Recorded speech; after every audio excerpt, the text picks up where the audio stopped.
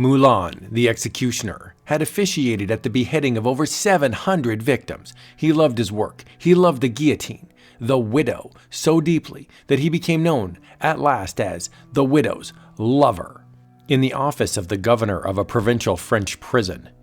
"This is an outrage. I, Vincent, the executioner of France, spent 6 months in the colonies attending to my duties. Today, I return to France, and I find that in your prison there is to be an execution, presided over by another executioner. This is an affront, an insult to me." "What you say is true, Monsieur Vincent, but I beg of you to let me explain."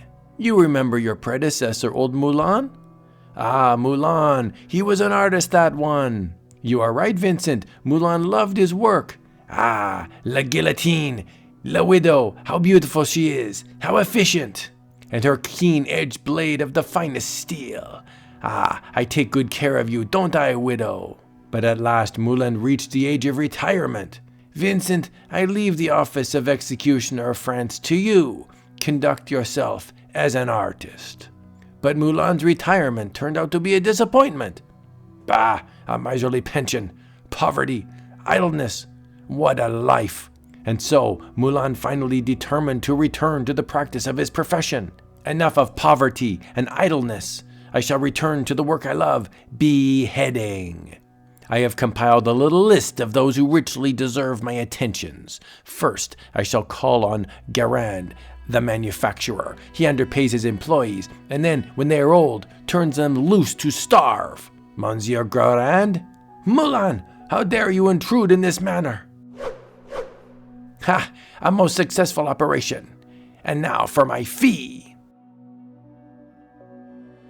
This has the professional touch, eh? Someone with a knowledge of surgery, perhaps. Inspector Dustin, there is only one doctor in town, Dr. Rendu, and he is so mad for money, he treats none but the rich and ignores the poor. You are insane, Destin. At the time you say the murder took place, I was treating a patient at the hospital, and I have a dozen witnesses to prove it. What a pity that he is innocent. The world would be improved with his beheading. The next evening. Forgive the lateness of the hour, Dr. Rendu. I am suffering from a strange illness. I find myself wanting to cut off people's heads. Very unusual. But first, let us discuss the fee. All he could think of was his fee. How unethical. Now I wonder where he kept his fees. Robbed and beheaded like the other. And we suspected him of being the criminal. I have a theory. Our murderer is skilled at beheading and beheads those who have caused suffering. Now then, who else in this town has caused suffering? There is the member of the Chamber of Deputies, Durand. He has single-handedly blocked every attempt to increase civil service pensions. But many an old servant of the state suffers because of this vile Durand. Monsieur Moulin, what brings you to my office? A question of politics, Monsieur Durand. Drop that weapon, Moulin. We've caught you red-handed. You understand, Monsieur, that anything you tell me may be used against you at your trial. My life is over. What's the difference? Moulin presented no defense.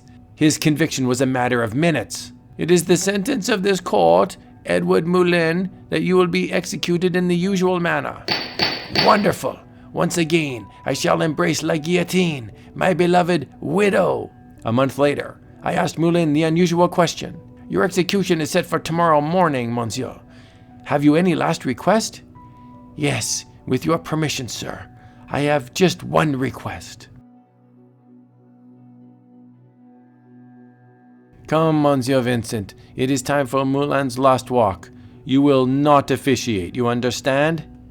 I think I understand, sir. And so, Moulin's death march began. My beautiful widow, may I test her? As you please, Moulin. Beautiful, beautiful. Will you be so kind, Monsieur Vincent, as to place the rope in my hand? Then you shall see the last performance of a great artist. I am honored, Monsieur Moulin. Adieu, messieurs. A superb performance. He had true greatness of spirit. One thing puzzles me. Why did this smart detective, Destin, wait until after Moulin had murdered the deputy before he seized him? Why not before? You forget that this monster of a deputy was the one responsible for the smallness of civil service pensions. The detective Destin was, like ourselves, a civil servant, and he had nothing but his pension to look forward to.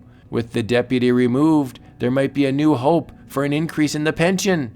Ha well, we are all human.